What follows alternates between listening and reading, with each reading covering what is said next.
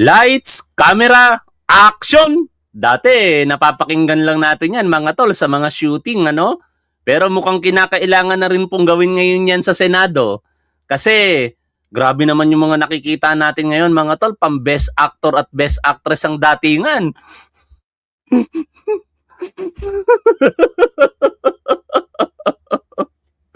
Ay, nako! Ang dami ng mga majority member ngayon ng Senado, ang nakita po nating nag-iiyakan. Siyempre, hindi mawawala dyan. Unang-una, si Senator Robin Padilla nang nagkaroon ng hearing kaugnay ng pagka-aresto kay Rodrigo Duterte. Umiiyak si Robin Padilla. Ako naman, sa totoo lang, iyakin din ako Kaso lang, kung ako yung magiging senador, no, hindi ako iiyak sa harapan ng Senado. No, ganun ang nangyari. Umiyak si Robin Padilla. Tapos, noong May 11, at maraming pagkakataon pa, ilang beses na din po natin nakitang umiiyak si Bato de la Rosa. And yesterday, dalawa ang umiyak. Si Pia Cayetano, saka si Loren Legarda. No? O, 4. Meron pa ba ako nakaligtaan, mga tol? Pang best actor, best actress ang datingan. Tayo na may rumirespeto sa mga nararamdaman nila. Pero alam niyo mga tol, maliit na bagay pa nga yung nararamdaman nila ngayon, no, kung ikukumpara sa pag-uusapan natin mamaya. Pero bakit po ba nagkaroon ng iyakan kagabi o kahapon? Nagkakaroon tuloy ng meme ngayon Sabi sa meme, si Kiko Pangilinan pinaiyak daw si Robin Padilla. Hindi naman actually, no? Hindi pinaiyak ni Kiko Pangilinan. Pero parang crying baby si Robin Padilla dahil nasigawan siya nitong si Kiko Pangilinan. At sino nagpaiyak kay Pia Cayetano? Baka si Senator Risa Ontiveros. Kasi dito po lahat nagsimula, mga tol. I-play po natin itong pinagmulan kung bakit umiyak itong si Pia Cayetano. Matapos ang habulan at barilan dito sa Senado. Sa loob-loob ko, hindi ako mapanatag na simula nung Lunes, ang ipinapakita natin ay para bang walang nangyari. Na para bang hindi nabastos ang ating institusyon. Ang linaw naman nung sinasabi ni Risa Ontiveros, mga tol, di ba? Parang ipinapakita natin na para bang walang nangyari. No? Illustrative yung kanyang statement. And sa totoo lang, kung uunawain mo, yung tinutukoy dito ni Risa Ontiveros, hindi po yung putukan. Aminado siyang merong nangyaring putukan.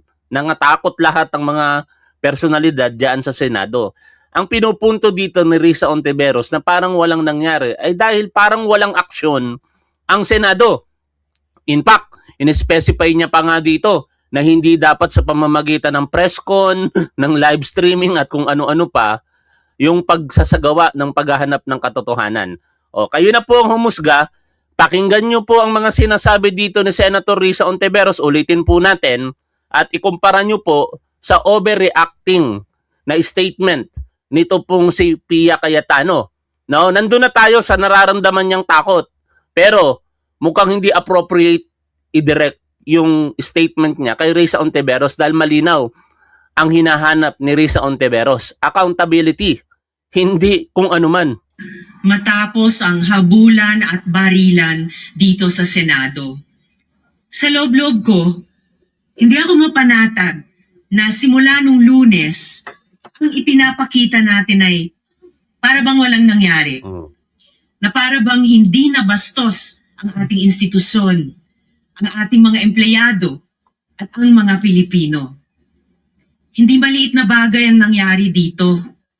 At lalong hindi dapat inaasa sa mga Facebook Live, press conferences at media interviews ang pagtatahi-tahi ng mga pangyayari. Siguro po para sa inyong mga wala dito.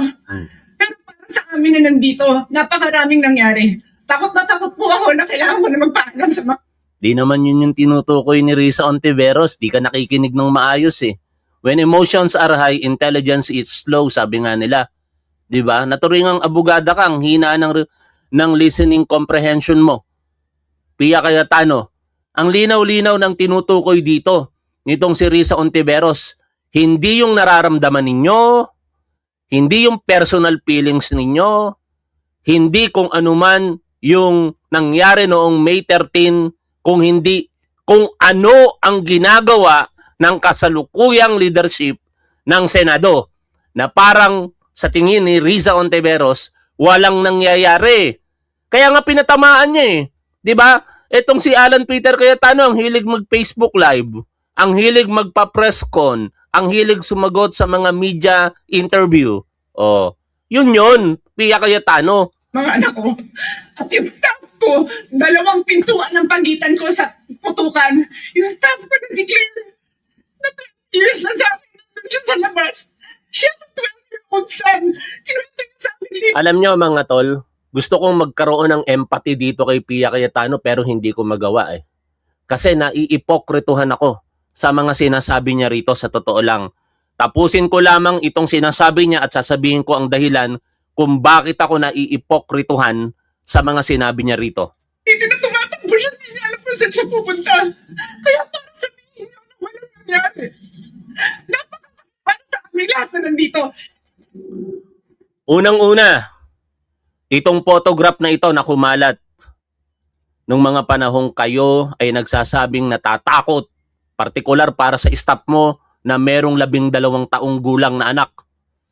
Eto, oh, tingnan nyo mga mukha nyo rito. Kanya-kanyang tingin kung kanino nakatutok ang camera, nakangiti. Ganyan ba yung mga natatakot? Pangalawa, Pia Cayetano, wag nyong palabasin na kayo lamang ang merong ganang makaramdam ng takot, makaramdam ng sama ng loob.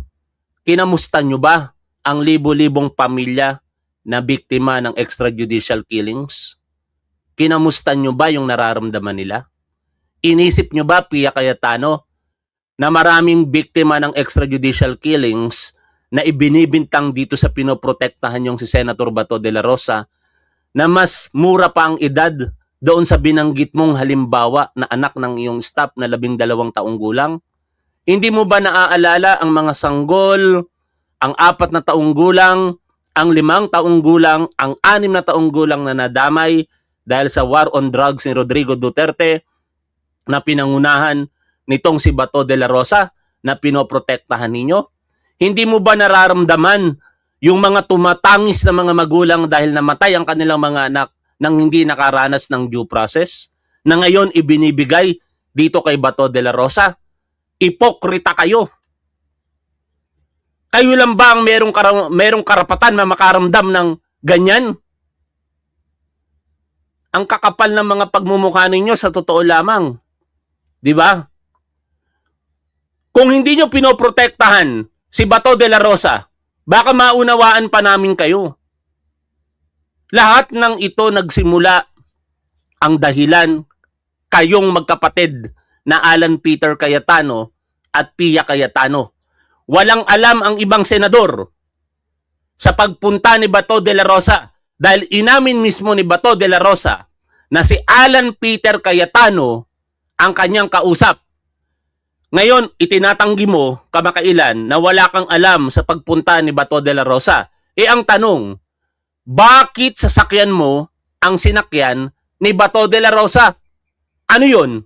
Yung driver mo, uutusan ni Alan Peter Cayetano, tapos hindi ipapaalam sa'yo ng driver mo na merong ganitong utos mula kay Alan Peter Cayetano? Huwag kayong magmaang-maangan dito. No? Kaya ako sinasabing ipokrita kayo. Paiyak-iyak kayo porket kayo yung nalalagay ngayon sa peligro, pero hindi nyo naisip na nung mga panahong 6 na taon na nanungkulan si Rodrigo Duterte, nag-iwan ito ng libo-libong pamilya na tumatangis hanggang ngayon dahil naghahanap ng katarungan. Hindi nyo ba nararamdaman ang nararamdaman nila? Kayo buhay na buhay. Yung staff mo buhay na buhay. Hindi lang naman yung staff mo ang nakaramdam ng takot dyan. Ang dami pang mga personalidad katulad ng mga media na nandoon. Nagtatakbuhan sila, kitang-kita natin sa camera ang takot sa kanila. Pero sila mas mauunawaan pa namin kaysa sa inyo. Kasi kayo yung dapat may tungkulin na maging patas. Pero nagiging patas ba kayo ngayon? Hindi. Ang pagprotekta ninyo kay Senador Bato de la Rosa ay isang malaking kasalanan sa harap ng napakaraming mga Pilipino. Yan ang katotohanan. Anyways, puntahan natin itong sinasabi niya naman na wala daw pong nangamusta sa kanila. Ano itong lumabas ngayon sa balita? Sabi dito sa balita, no? Sinungaling talaga Nak ng teteng na yan. News 5 exclusive. Hindi nga ba nangamusta ang minority senators? May isang source na eksklusibong nagbahagi sa News 5 ng group chat conversation na patunay na kinumusta umano ng ilang minority senators ang mga taga-mayorya noong gabi na nangyari ang barilan sa Senado noong May 13. Napaluwa si Senator Pia Cayetano sa Senado nitong Miyerkules, May 20, dahil hindi man lang daw siya kinamusta ng mga senador sa minorya matapos ang gulo sa Senado. Nakiusap ang source na huwag nang ipakita ang mismong screenshot ng group chat at isa publiko ang pangalan ng mga senador. Pero ito no? Ito yung screenshot isinapubliko ng News 5 majority senator May 13 after ng putukan. Baka gustong mangyari ni Senator Pia Cayetano during putukan kinakamusta sila. Nagla-live kayo. Kung hindi ka man, yung kapwa mo mga majority senator nagla-live. No, kung tutusin, hindi nga obligasyon sa inyo ng minority na kamustahin kayo Pero ito yung katotohanan. Sabi ng majority senator, "Hi colleagues, we're okay here now." Sabi ng minority senator, ewan natin kung sino ang mga ito Hindi na kasi pinangalanan. "Stay safe everyone." Sabi ulit ng minority senator, "Please stay safe over there guys." Sabi ulit ng minority senator, "Praying for all of you there." Sabi ulit ng minority senator, "Keep safe everyone." Hindi ba sapat yan? O talagang nag-iinarte lang kayo? Ngunit alam ninyo mga tol, kung ako po tatanungin ninyo, hindi po karapat dapat kamustahin ang mga 13 Judas. Eto, si Pia Cayetano, numero 1 Judas ito Nasa majority ito. Sumuporta kay former Senate President Tito Soto. Tapos hinudas niya para lamang suportahan ang pangarap ng kanyang kapatid na maging Senate President. Ine-expect nyo pa nakakamustahin kayo? Ang kapal naman ng pagmumukha ninyo. No? Mag-demand kayo ng pangangamusta sa mga supporter ninyo at hindi sa mga taong hinudas ninyo. Hinudas nyo na No? Saan ka naman nakakita ng normal na tao? Buti nga kamo, mayroon pang simpatya sa inyo ilang mga minority senator at nagawa pa kayong sabihan na mag-ingat kayo dyan. Pero kung ako, sa totoo lamang, hindi ko kakalimutan yan kasi ako yung taong hindi makakalimutin. Hindi ko kakamustahin yan. Hinudas nyo ako, tapos kakamustahin ko pa kayo. Ngayon, basahin natin yung mga panulat ng ilang mga personalidad tungkol po dito. No? Unahin po natin itong panulat ni Mr. Roland Sanchez ng National Bureau of Investigation. In relation diyan sa paiyak-iyak ng mga senador, katulad nitong si Pia Cayetano at saka si Loren Legarda. Walang masama na makaramdam tayo ng simpatya mga tol. Yung empathy lalo. Pero wag natin kalimutan na mas maraming mga pamilyang Pilipino ang nangangailangan niyan kumpara dito sa mga senador na ito. Sila buhay na buhay. Nasa kapangyarihan. Masagana ang pamilya. Yung libo-libong biktima ng extrajudicial killings nitong si Bato de la Rosa. Ano ang buhay sa kasalukuyan? Tumatangis dahil hanggang ngayon hindi nila nakakamit ang katarungan. Mahihirap ang buhay dahil pangkaraniwan lamang ang buhay nila. Hindi nila kayang kumita katulad ng kinikita ng isang senador na 100,000 kada buwan. 100,000 kada buwan. Sabi dito, ni Mr. Roland Sanchez. There is something deeply revealing when powerful people suddenly discover fear only when danger finally knocks near their own door. Yun ang mahirap kasi, no? Yung nararamdaman ng mga pangkaraniwang Pilipino na araw-araw na takot kung ano ang haharapin sa kasalukuyan at bukas, hindi lamang sa kanilang mga personal safety, kung hindi paano itataguyod ang kanilang buhay. Hindi yun nararamdaman nitong mga senador po na ito, particular itong si Pia Cayetano. Senator Pia tearfully narrated how terrified she was during the alleged shootout in the Senate. She said she feared for her life. Message her children goodbye. Ang drama. Ang teteng na yan. Gagawin mo ba yon mga tol sa anak mo? Ako bilang magulang sa totoo lang, hindi ko gagawin yun sa mga anak ko, sa pamilya ko. Kahit alanganin na yung buhay ko, hindi ko gagawin. Kasi iisipin mo, mag-aalala pamilya mo eh.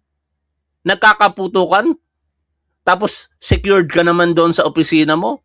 Ilang room ang pagitan, sabihin na natin 2 room. Hindi ka naman tinamaan.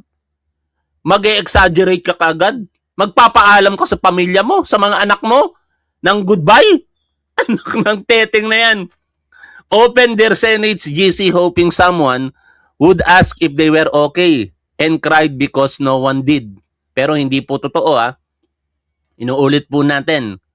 Sinungaling si Pia Cayetano kung nakita niya ang GC na may nangangamusta sa kanilang mga minority senators. Maliban na lamang kung hindi niya po tiningnan yung GC na yon hanggang kahapon bago niya sabihin o yung mga sinabi niya na yan na pag-iyak. No? Kasi, imposible naman mga tol na hindi ka magsisin sa GC. Kaya ako sinasabing sinungaling itong si Pia Cayetano. Kailan nangyari? May 13. Anong petsa kahapon? May 20. 7 days ang lumipas. Hindi mo magagawang tingnan ng GC ninyo. Once na tinignan mo yung GC ninyo, ang presumption, binasa mo kung ano yung naging thread doon. Marami naman din talagang nakisimpatya because fear is human. At understandable naman yan. Pero ako, hindi ko makumbinsi sarili ko ngayon eh. No? After kung makita yung balita na may GC naman pala sila at nangangamusta ang minority, hindi ko na makumbinsi sarili ko kahapon. Medyo nauunawaan ko pa eh. No? Nag-react lang tayo ng bahagya pero hindi ko pinuntirya ang reaksyon nitong si Senator Pia Cayetano at tawaging ipokrita eh. Wala akong sinabing ganun kahapon. Pero ngayon, sinasabi ko harapan sa inyo, ipokrita ang pagsasalita niya na yan. Dahil may GC, merong patunay na sila'y kinamusta. Marami naman din talagang nakisimpatya because fear is human. Ayon kay Roland Sanchez, a mother thinking of her children is human. But perhaps, that moment should also remind us, eto na, of the thousands of mothers, fathers, wives, husbands, and children who experience real terror in far less comfortable places, sa madidilim na eskinita, sa mga cramped shanties, at sa mga punerarya at the height of the EJK bloody campaign. At wag nyo akong kung anong sabihan dito sa mga sumusuporta sa Cayetano. Sapagkat yung sinasabi ni Roland Sanchez, nakita ko mismo. Na-experience ko mismo. Nakita ko mismo ang isang ina na tumatangis dahil patay ang kanyang anak. Nakita ko mismo ang isang anak, babae, lalaki, dalagita, minor de edad na umiiyak dahil patay ang kanilang ama. Nakita ko mismo ang mga magulang na umiiyak. Naramdaman ko mismo at narinig ko na sinumpa kami. Di ko makakalimutan yon mga tol. Sinumpa kami. Sabi nung nanay, mangyayari din sa inyo ang nangyari sa anak ko. Nagiging emotional ako ngayon. Tapos itong ganitong mga senador, makakaramdam lang kayo ng ganyan porkit naranasan ninyo, pero hindi nyo naisip yung mga nangyari sa panahon noon. Nak ng teteng na yan. Sabi pa dito, when masked men barge into homes in the dead of night, when children watch fathers collapse and bloodied pavements, when widows hug lifeless bodies, did anyone ask them if they were okay? Ikaw, Pia Cayetano, kinamusta mo ba ang mga pamilya ng biktima ng extrajudicial killings? Nung nangutang si nanay just to bury her son, nung tumigil sa pag-aaral ang mga bata dahil sa patay na ang kanilang breadwinner, when entire communities learn to sleep with fear beside them every night, did society pause long enough to ask if they were okay? Meron naman kahit paano. Pero marami sa mga Duterte supporter ang ipinagdiwang pa ito. At perhaps, baka kabilang pa kayo doon, mga Cayetano. No? Hindi nyo ipagtatanggol ang mga Duterte and now si Bato de la Rosa kung nararamdaman ninyo yung nararamdaman nyo ngayon para sa mga pamilya na nawalan po ng mga mahal sa buhay. Wala namang Senate Hall na pwede nilang takbuhan noon. No microphones waiting for their tears. Walang cameras amplifying their grief. No armed security surrounding them. Kung hindi pa umiyak si Senator Pia, we won't be able to recognize that fear, grief, and helplessness were never exclusive to politicians in moments of inconvenience, but daily realities endured by ordinary Filipinos who never had the privilege of being heard. Saklap, di ba? Libo-libong mga pamilyang Pilipino. Hindi alam yan ng publiko, maliban na lamang kung kayo'y malapit sa kanila, kung nakita nyo mismo.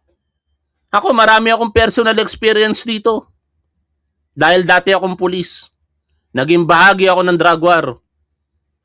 May mga classmate pa ako naging biktima ng extrajudicial killings. Kwento ko sa inyo ang ilan. Kakumpanya ko, India Company. Si PO3 Edgar Obaob, malapit na kaibigan ko yon, classmate kong pulis. Naka-assign sa Teresa, Rizal. Na-transfer sa Binangonan dahil napag-iinitan na, sinasabing siya po ay engaged sa illegal na droga. Kumbaga, nasa listahan na siya ng mga high-value target. I am not sure kung ginagawa niya talaga yon. Pero kung titingnan ko ang buhay ng classmate kong si Edgar Obaob, di ako naniniwala na siya po'y engaged sa illegal na droga. Tad-tad ng loans, from time to time nangungutang pa. Ganun ba ang kumakalakal sa illegal na droga? And nagkaroon ng mass transfer o personnel. Perhaps kung kayo'y taga Binangonan, taga Antipolo, alam nyo itong sinasabi ko, taga Tanawan at taga Dasmariñas City. Ang buong kapulisan ng Antipolo ay tinransfer sa Dasmariñas City. Ang buong kapulisan ng Binangonan ay tinransfer sa Tanawan City. Vice versa. Palitan sila.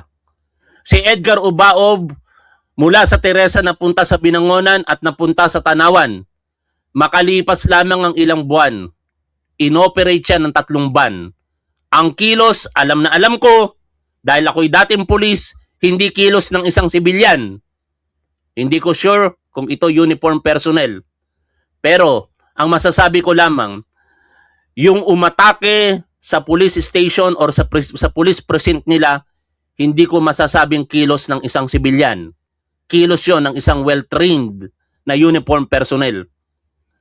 Pagbaba ng sasakyan, 3 ban, yung isang pulis doon na pauwi na sana, si PO1 de Guzman, nakakasama ko sa sabungan noon yon. Tuwid yon. Dahil may kaya ang pamilya nila. At nakakalungkot sapagkat ilang linggo na lamang sana ipipetisyon na siya papunta sa Estados Unidos. Dahil yun po ay hindi lamang pulis, kung hindi registered nurse.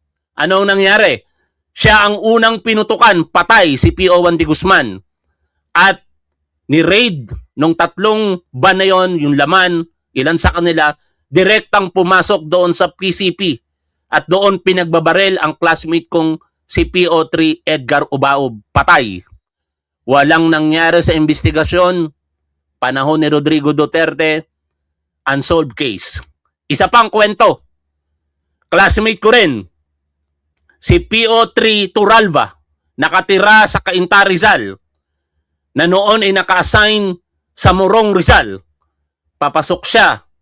Gabi. Gabi, papasok siya. Tinambangan siya sa may City of Antipolo, sa may Zigzag Road. Kung kayo'y pamilyar dyan sa Antipolo, bago bumaba ng Teresa Rizal, tinambangan siya ng mga unay hindi nakikilalang mga kalalakihan. Bagsak yung classmate ko. Pero bago siya mamatay, nakaputok po siya ng isa. At alam nyo kung sino yung tinamaan niya? Patay. Isang pulis. Hindi ko nababanggitin ang pangalan ng pulis. Pero pulis ang tumambang sa classmate ko. Even sila. Patay si classmate, patay din yung isang pulis. Ngayon, babalik tayo dito. Pia Cayetano, nararamdaman nyo ba yung mga pamilya ng mga pulis na yon? Kung ano ang nararamdaman nila? May mga anak yung classmate ko. Yung isa, 2, yung isa, 3. Maliliit pa, menor de edad. Nag-iiyakan sila. Nagpunta ako ng Lamay, lungkot na lungkot kami, wala kaming magawa. Ganon ang sitwasyon noon, Pia Cayetano. Tapos ngayon, buhay kayo lahat. In the first place, hindi naman inaatake ang Senado base mismo sa mga ebidensya naglalabasan ngayon. Overreacting lang kayo. Ituloy ko po yung binabasa natin dito. Did any one of you ever ask Senator Amy kung okay lang ba siya? At kung di ba tinakasan na ng katinuan dahil sa paulit-ulit niyang pagkakalat ng fake news at intriga? Nawala yung huling bahagi Inedit ba ito ni Mr. Roland Sanchez? Anyway, meron pang isang panulat dito na gusto kong basahin sa inyo. Panulat naman ito ni Lovely Granada. Kaso lang, ito po ay sa wikang Ingles, kaya ipatranslate natin sa Tagalog mga tol. No? Inis lamang kasi. Itong mga politiko na to, akala mo, sila lang ang merong buhay, sila lang ang dapat inaalala. Samantala sa nakalipas po na 6 na taon, nagawa ba nilang alalahanin yung mga pamilya ng mga biktima ng extrajudicial killings? Bakisagot nyo nga yan, Cayetano. Kasi yun ang hinahanap ng tao ngayon. Yung pag-aalala ninyo, hindi lamang sa staff ninyo. Kayo ay elected public official. Hindi dapat personal lamang nakakilala ninyo ang inaalala ninyo. Mabuti pa yung ilan na tumutulong sa mga pamilya ng mga biktima ng extrajudicial killings. Nakakaramdam sila talaga ng simpatya at empathy. Basahin ko po sa inyo ang panulat in Tagalog nitong si Lovely Granada. Maraming salamat, Bong BRM, sa iyong super sticker. Yan, maraming salamat. Sabi po dito ni Lovely Granada, nang kinailangan ng paglilinaw, pinili ni Pia Cayetano ang emosyon imbis na konteksto. At iyan ang eksaktong dahilan kung bakit mahalaga ang paglilinaw ni Risa Ontiveros. Sinulat po ito ni Lovely Granada, May 20, 2026.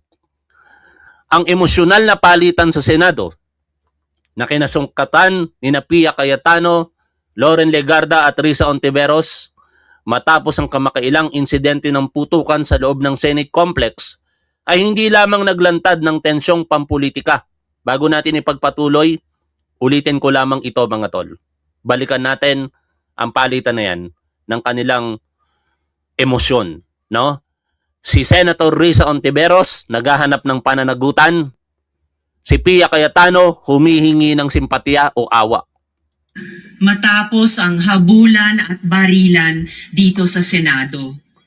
Sa loob-loob ko, Hindi ako mapanatag na simula nung Lunes, ang ipinapakita natin ay para bang walang nangyari. Na para bang hindi nabastos ang ating institusyon, ang ating mga empleyado, at ang mga Pilipino. Hindi maliit na bagay ang nangyari dito. At lalong hindi dapat inaasa sa mga Facebook Live press conferences at media interviews ang pagtatahi-tahi ng mga pangyayari. Siguro po para sa inyong mga wala dito. Pero para sa amin na nandito, napakaraming nangyari. Takot na takot po ako na kailangan ko na magpaalam sa mga anak ko. At yung staff ko, 2 pintuan ang pagitan ko sa putukan. Yung staff ko nag-declare na 20 years lang sa akin nandun siya sa labas. Siya, 12-year-old son. Kinuwento niya sa akin, hindi na tumatakbo siya, hindi na alam kung saan siya pupunta. Kaya para sabihin niyo na walang nangyari. Napakasakit para sa amin lahat na nandito. Naku ng teteng na yan. Ituloy natin yung binabasa po nating panulat ni Lovely Granada. Naglantad ito ng mas mahalagang usapin. Ang mapanganib na tendensiya ng ilang opisyal na gawing personal ang kritisismo sa institusyon nang hindi muna inuunawa ang tunay na puntong inilalatad. At iyan mismo ang dahilan kung bakit nararapat pagtuunan ng pansin ang paglilinaw ni Ontiveros. Nagsimula ang kontrobersiya sa naging pahayag ni Ontiveros na tila parang walang nangyayari at parang hindi nabastos ang ating institusyon matapos ang nakababahalang habulan at insidente ng putukan sa loob ng Senado. Ang mga salitang ito ay nagdulot ng emosyonal na reaksyon mula kay Pia Cayetano na nagpahayag na sila at ang iba pang nasa Senado ay nakaranas ng takot at trauma. At sinabi pa niyang naramdaman niyang kailangan niyang magpaalam sa kanyang mga anak dahil sa pangamba. Makapangyarihan ba ang emosyon? Oo. Ngunit tumugon ba ito sa tunay ng punto ni Ontiveros? Hindi. Kasi hindi naman yun ang pinupunto ni Ontiveros, mga tol eh. Dahil gaya ng kalaunang nilinaw ni Ontiveros, malinaw, direkta, at walang pag-aalinlangan, hindi siya nagsasalita tungkol sa personal na damdamin ng sinuman. Tahasan niyang ipinaliwanag na ang tinutukoy niya ay ang naging tugon ng institusyon at ang tila normalisasyon ng mga pangyayari matapos ang armadong insidente sa isa sa pinakamataas na demokratikong institusyon ng bansa. Napakahalaga ng pagkakaibang iyan. Sa demokratikong pamamahala, magkaiba ang pagpuna sa paghawak ng institusyon at ang pagmamaliit sa personal na trauma. Ang pinupuna ni Ontiveros ay ang naging tindig ng Senado pagkatapos ng insidente. Ang imahe, ang tila pagbaliwala at ang kakulangan ng bigat sa naging reaksyon ng institusyon matapos ang marahas na pangyayari na nasaksihan na ng publiko. At lehitimong alalahanin iyon. Sa katunayan, maaaring sabihing mas responsable pa nga itong alalahanin dahil ang mas malaking usapin ay hindi lamang kung natakot ba ang ilang senador. Ang mas malaking tanong ay kung ano ang ipinakita ng insidente tungkol sa disiplina ng institusyon, kredibilidad sa seguridad, antas ng pamumuno, at pamantayan ng pamamahala sa mata ng publiko at ng pandaigdigang komunidad. Dito nagiging problematiko ang emosyonal na tugon ni Pia Cayetano. Sa halip na linawin muna ang intensyon ni Ontiveros sa pamamagitan ng interpellation o direktang pagtatanong na karaniwang proseso sa lehislatibong deliberasyon, agad itong naipakahulugan bilang pagmamaliit sa personal na pagdurusa. Gayong malinaw na ang tinutukoy ni Ontiveros ay ang institusyon. Parang hindi nabastos ang ating institusyon, ani nitong si Ontiveros. Hindi iyan wika ng pagwawalang bahala sa damdamin. Iyan ay wika ng pananagutan ng institusyon. At sa totoo lang, malinaw dapat ang pagkakaibang iyon. Ang mga opisyal ng gobyerno, lalo na ang mga mambabatas, ay inaasahang maingat na suriin ang konteksto bago agad magbigay ng interpretasyong may kasamang akusasyon ng kawalan ng malasakit o paggalang. Ang Senado ay hindi reality show kung saan sapat na ang emosyonal na interpretasyon para baliwalain ang tunay na kahulugan ng pahayag. Mahalaga ang katumpakan, mahalaga ang konteksto, mahalaga ang intensyon. Ipinakita ng paglilinaw ng ni Ontiveros kung bakit maraming puna laban sa kanya ang maaaring hindi tumama sa kanyang tunay na punto. Hindi niya itinangging may natakot. Hindi niya minamaliit ang trauma. Hindi niya binalewala ang panganib. Ang kanyang tanong ay kung bakit matapos ang isang pambihira at nakahihiyang insidente, tila naging kaswal ang kilos ng institusyon pagkatapos na para bang walang nangyari at maraming Pilipino ang nakaunawa kung ano ang ibig niyang sabihin. Kung malakas ang naging resonansya ng usapin online, nasaksihan ng publiko ang mga pangyayari sa pamamagitan ng live streams, viral clips, at social media coverage. Nakita nila ang kaguluhan, ang mga palitan, at ang mga sumunod na pangyayari. At gaya ng itinuro ng ilang observers, may mga personalidad na kalaunan ay makikitang kalmado, nakangiti, at tila maayos na muli. Ito po, kasama ka doon, Pia Cayetano. Kasama ka dyan sa tila kalmado, nakangiti. Ituloy ko po ang binabasa natin. Naging mahalaga sa politika ang kontradiksyong iyon. Sa panahon ng digital media, hindi na kontrolado ng mga politiko lamang ang naratibo. Inihahambing na ngayon ng publiko ang mga pahayag sa aktwal na video. Inuulit ang footage, sinusuri ang pagkakaiba ng kilos at salita. Hindi ko na lamang maibahagi sa inyo ngayon, pero ipaalala ko sa inyo, balikan nyo ang live stream ni Bongo, ni Amy Marcos, ni Alan Peter Cayetano, sino pa, na member ng majority. Makikita nyo sa kanila, bakasin ninyo sa mukha nila ang tunay bang nag-aalala o nagre-report lamang sila sa harapan ng publiko para mamulitika. Ayon pa po dito sa binabasa natin, kaya naging makabuluhan para sa ilan ang naging viral pahayag ni Patrick Aquino. Naka-live kayo lahat, bakit pa kayo kakamustahin? Napanood ng buong mundo ang drama nyo. Uulitin ko ang comment ni Patrick Aquino. Naka-live kayo lahat, bakit pa kayo kakamustahin? Napanood ng buong mundo ang drama nyo. Matalim, maaaring oo, ngunit may ipinapakitang sentimiento oo rin. Ipinakita nito ang lumalaking pagod ng publiko sa mga eksenang nakikitang parang pagtatanghal sa politika. At ito ang hindi komportableng katotohanan. Ang simpatya ng publiko ngayon ay nakabatay na rin sa kredibilidad at konsistensya.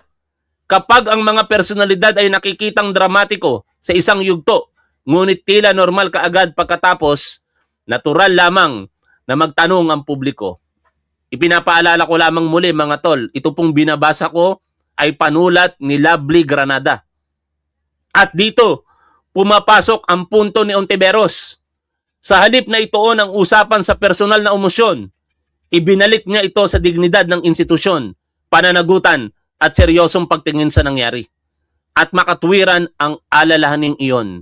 Paulit-ulit nang ipinakita sa mga pag-aaral sa agam pampolitika na humihina ang tiwala ng publiko kapag ang mga institusyon ay inuugnay sa kawalang kaayusan, labis na drama at hindi maayos na pamamahala. Ang kredibilidad ng institusyon ay hindi simbolo lamang. May epekto ito sa tiwala ng mamamayan, katatagan ng pamahalaan at maging sa pananaw ng ibang bansa.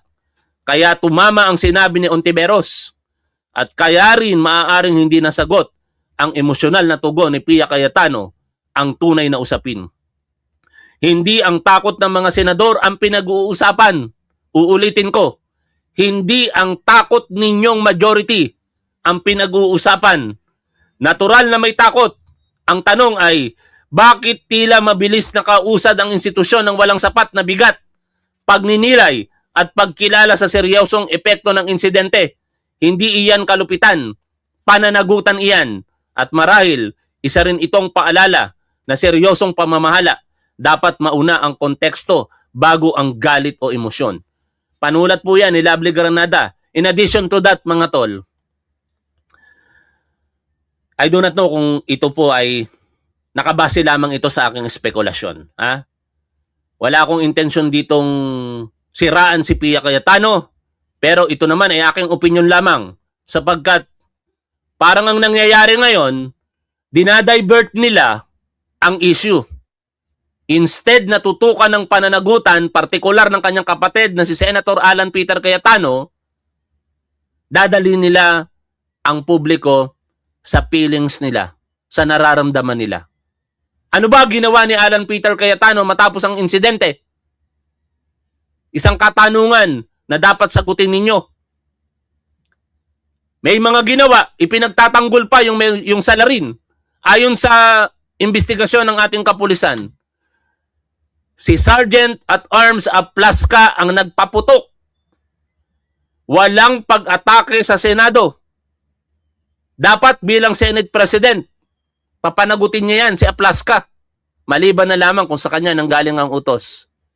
Ang ating Pangulong Bongbong Marcos, sa pamamagitan ng statement na ipinalabas ni Undersecretary Claire Castro, ang ating Palace Press Officer, sinabi na hindi niya palalagpasin ang pangyayaring ito.